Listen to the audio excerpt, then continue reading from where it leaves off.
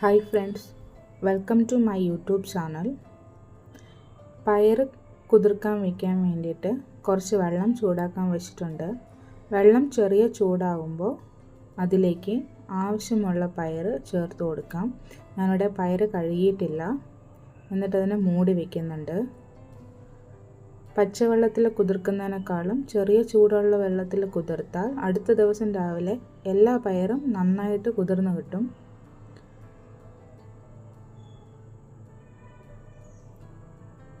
ഇതിനെ നന്നായിട്ട് കഴുകി കുക്കറിൽ വേകാനായിട്ട് വയ്ക്കാം.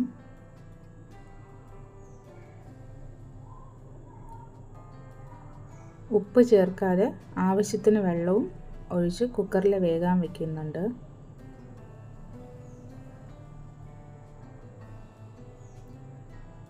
ഇതിൽ ഒരു വിസിൽ വരുന്നത് വരെ വെന്താൽ മതിയാവും. ഒരുപാട് വിസിൽ വന്നു കഴിഞ്ഞാൽ പയർ വെന്ത് കുഴഞ്ഞു പോകും. ഇതിപ്പോൾ പയർ നന്നായിട്ട് വെന്തിട്ടുണ്ട്. ഇതിൽ അരപ്പിന് ആവശ്യമായ തേങ്ങ, മഞ്ഞൾപ്പൊടി, മുളക് പൊടി, ഒരു ചെറിയ ഉള്ളി, കുറച്ച് ജീരകം, ഇത് മിക്സിയിലിട്ടൊന്ന് ചതച്ചെടുക്കാം. വെന്ത പയർ ഞാനതിൽ കുറച്ച് വെള്ളമുള്ളത് വാലാൻ വേണ്ടിയിട്ട് വെച്ചിട്ടുണ്ടായിരുന്നു. അടുപ്പ് കത്തിച്ച് അതിലൊരു ചട്ടി വെച്ച് കൊടുക്കാം.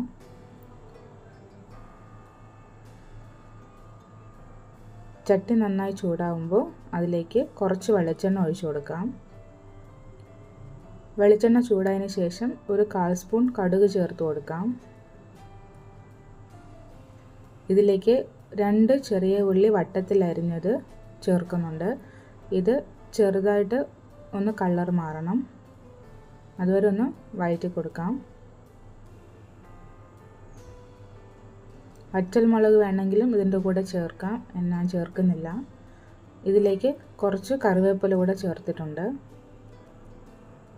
അതിനുശേഷം വാലാൻ വെച്ചിരുന്ന പയർ ഇതിലോട്ട് ചേർത്തിട്ടുണ്ട്.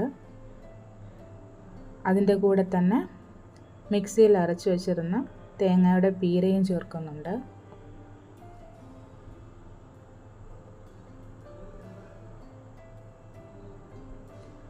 വെള്ളത്തിൻ്റെ അംശമില്ലാത്തത് കൊണ്ട് പെട്ടെന്ന് അടിയിൽ പിടിക്കാനുള്ള ചാൻസ് കൂടുതലാണ്.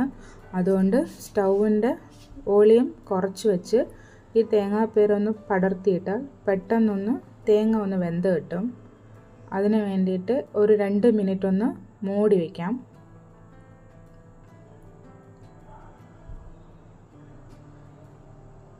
രണ്ട് മിനിറ്റ് കഴിഞ്ഞതിന് ശേഷം ഇതിലേക്ക് ആവശ്യത്തിന് ഉപ്പ് ചേർത്ത് കൊടുക്കാം.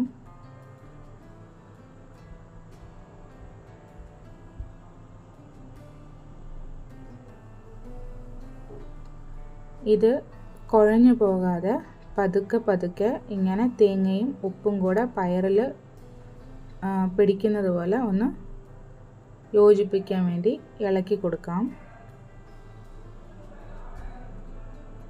പയർ നന്നായിട്ട് വെന്തിരിക്കുന്നത് കൊണ്ടാണ് ഇതിങ്ങനെ പതുക്കെ ഇളക്കി കൊടുക്കുന്നത്.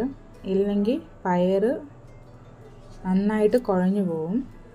ഇതുപോലെ ചിക്കി എടുക്കാം.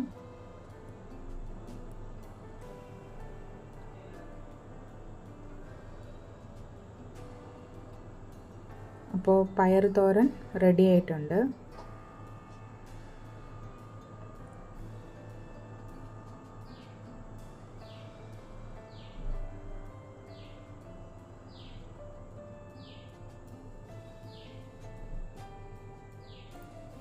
ഇതിനെ ഒരു മൂടി വെച്ച് മൂടി വയ്ക്കാം.